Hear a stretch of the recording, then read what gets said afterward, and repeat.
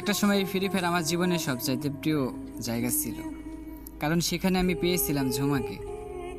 ঝুমা তখন একবারে নতুন প্লেয়ার ছিল, সে খেলা কিছুই বুঝতে না, কেমনে ওয়াল ফেলায়, কেমনে দৌড়াই, ও সারাক্ষণ শুধু গান হাতে করে নিয়ে দৌড়াইতো। তো আমি আস্তে আস্তে তাকে খেলা শিখাইলাম। তো তখন আমি ওর জন্য ছিলাম একটা গাইড, ওর সবচেয়ে আপন প্লেয়ার।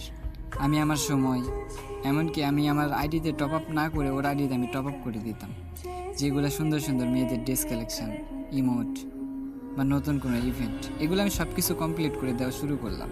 তো প্রতিদিন রাতে আমরা একসাথে গেম খেলতাম, অনেক মজা হইতো। তো একদিন বললো যে আমি গেম খেলতে পারি না, গেম ডিলিট করে দেব। আমি বললাম যে কেন? বলে যে আমি খেলতে পারি না, শুধু মইরা যাই।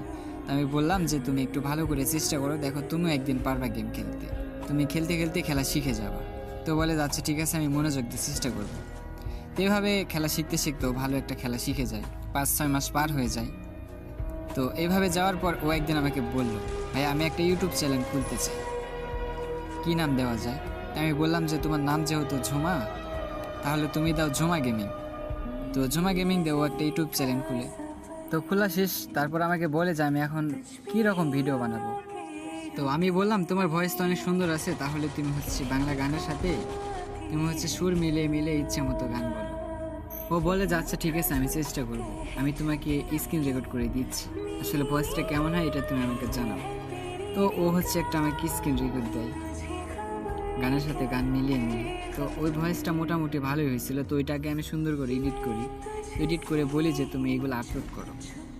তো আপলোড করে, তো ওই ভিডিওগুলো কিন্তু অনেক পরিমাণ ভাইরাল হয়, মানুষ অনেক লাইক করে। তো এইভাবে ও প্রতিনিয়ত ভিডিও বানাতে থাকে, ভিডিও বানাতে বানাতে ভালো পরিমাণ একটা ফলোয়ার হয়ে যায়। তো এইভাবে খেলতে থাকি। তো ওর যখন ভালো একটা ফলোয়ার হয়ে যায়, তখন দেখলাম যে আমাকে ইগনোর করা শুরু করলো।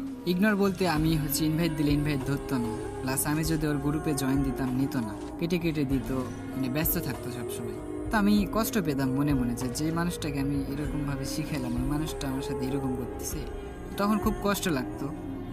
তো পরে দেখলাম যে ও নতুন নতুন বড় বড় প্লেয়ারদের সাথে মেশা শুরু করলো, বড় বড় স্কোয়াডের সাথে গেম খেলা শুরু করলো।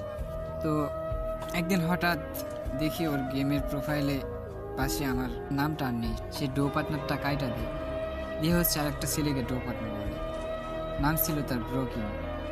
তো আমি হয়ে গেলাম তার কাছে অপরিচিত একটা মানুষ। তো আজ সে নুবরে ঝুমা বড় একজন স্ট্রিমার, তার নাম এখন অনেক ভাইরাল, তার নাম এখন ঝুমা গেমিং। আর আমি এখনো সে আগের মতো সেই পুরনো ফোনটা নিয়ে লবিতে বসে থাকি। হয়তো সে একদিন আমাকে ইনভাইট পাঠাবে, কিন্তু ইনভাইট আর আসে না। তো শেষ কথা, একটা মেয়েকে শুধু গেম না, স্বপ্ন দেখিয়েছিলাম, ও গেম খেলতে শিখে গেছে, আর আমি ভুলে যাওয়ার নাম হয়ে গেছি। তো গল্পটা কেমন লাগছে অবশ্যই কিন্তু কমেন্ট বক্সে জানাইবা, আর ওই মানুষটাকে অবশ্যই মেনশন দিয়ে যাবা।